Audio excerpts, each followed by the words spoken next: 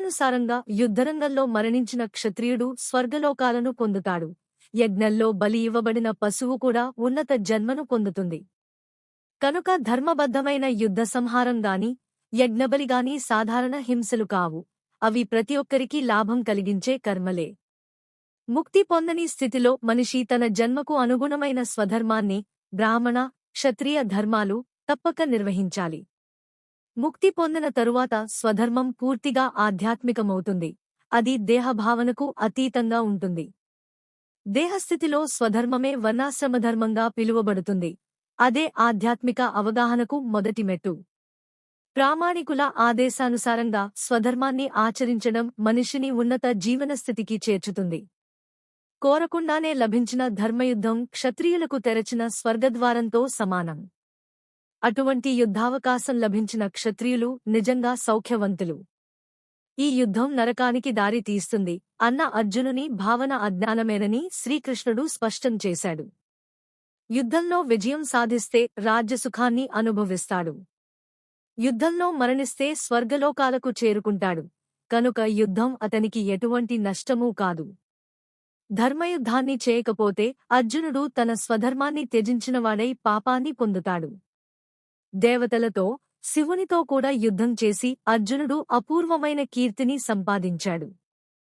పాశుపతాస్త్రం వంటి మహాస్త్రాలు పొందినవాడిగా అతడు గొప్ప యోధుడిగా ప్రసిద్ధి పొందాడు. యుద్ధం చేయడం వల్ల కాదు, యుద్ధం నుంచి తప్పుకోవడం వల్లే అర్జునుడు నరకానికి అర్హుడవుతాడు. జనులు ఎల్లప్పుడూ అర్జునుని అపకీర్తినే మాట్లాడుకుంటారు. గౌరవనీయునికి అపకీర్తి మరణం కంటే బాధాకరమైనది. యుద్ధం నుంచి తప్పుకుంటే అర్జునుడు పిరికివాడని లోకం భావిస్తుంది. ప్రాణరక్షణ కన్నా యుద్ధమరణమే అతనికి శ్రేయస్కరం. దుర్యోధనుడు, కర్ణుడు వంటి మహారథులు అర్జునుడు భయంతో పారిపోయాడని అనుకుంటారు. అతని పట్ల ఉన్న గౌరవం చులకనగా మారుతుంది. కనుక నిశ్చయంతో లేచి యుద్ధం చేయడమే అర్జునుని కర్తవ్యము. సుఖము, దుఃఖము, లాభము, నష్టము, జయము, అపజయము అన్నిటినీ సమానంగా చూచి కర్తవ్యయుద్ధాన్ని చేయాలని శ్రీకృష్ణుడు ఉపదేశించాడు. ఈ సమత్వబుద్ధితో యుద్ధం చేసినప్పుడు పాపఫలం కలగదని, ఎందుకంటే అది స్వీయసుఖం కోసం కాక ధర్మార్థమే అని వివరించాడు. స్వీయ ఇంద్రియసుఖం కోసం చేసిన కర్మలు సత్వగుణంలో అయినా, రజోగుణంలో అయినా మంచి చెడుల కర్మఫలాలను కలిగిస్తాయి. అలాంటి కర్మల వల్ల జీవుడు పుణ్య, పాప బంధాలలో చిక్కుకుంటాడు. సంపూర్ణంగా శ్రీకృష్ణునికి శరణాగతుడైన భక్తుడు దేవతలకు, ఋషులకు, పితృదేవతలకు లేదా సమాజానికి రుణపడి ఉండడు. భాగవతము ప్రకారం భగవంతుని శరణు పొందినవాడు అన్ని బంధాల నుండి విముక్తుడవుతాడు. ఇప్పటివరకు శ్రీకృష్ణుడు ఆత్మ, దేహ భేదాన్ని విశ్లేషణాత్మకంగా వివరించిన జ్ఞానాన్ని సాంఖ్యము గా బోధించాడు. ఇప్పుడు అదే జ్ఞానాన్ని ఫలాపేక్ష లేని కర్మరూపంలో, అంటే యోగమార్గంగా వినమని అర్జునునికి ఆదేశించాడు. ఈ బుద్ధితో కర్మ చేసినవాడు కర్మబంధం నుండి విముక్తుడవుతాడు. జయంతో లభించే ఆనందం అయినా, బంధువులను సజీవులుగా చూడటంలో కలిగే ఆనందం అయినా రెండూ స్వీయభోగమే.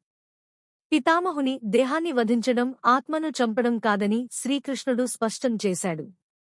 అందరూ గతంలో, వర్తమానంలో, భవిష్యత్తులో వ్యక్తిగత ఆత్మలుగానే ఉంటారని బోధించాడు. ఇక్కడ చెప్పబడిన సాంఖ్యము నాస్తిక కపిలుని సిద్ధాంతం కాదని స్పష్టంగా తెలియజేయబడింది. నిజమైన సాంఖ్యము భగవానుని అవతారమైన కపిల భగవానునిచే భాగవతంలో బోధించబడింది. భగవంతుడు ప్రకృతిపై దృష్టి సారించి అనేక వ్యక్తిగత ఆత్మలను సృష్టిలో నిలిపాడని వేదవర్ణన చెబుతుంది. జీవుడు మాయ ప్రభావంలో తాను భోక్తనని భావిస్తూ ఇంద్రియభోగంలో చిక్కుకుంటాడు.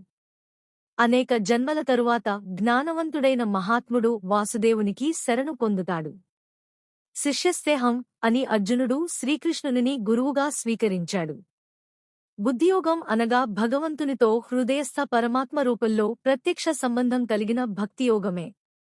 నిరంతరం ప్రేమతో భక్తిసేవలో నిమగ్నమైన వారికే విశుద్ధ జ్ఞానాన్ని భగవంతుడు ప్రసాదిస్తాడు. శ్రీకృష్ణుడు చెప్పిన సాంఖ్యము, భాగవతంలోని కపిల సాంఖ్యము రెండూ భక్తియోగమే.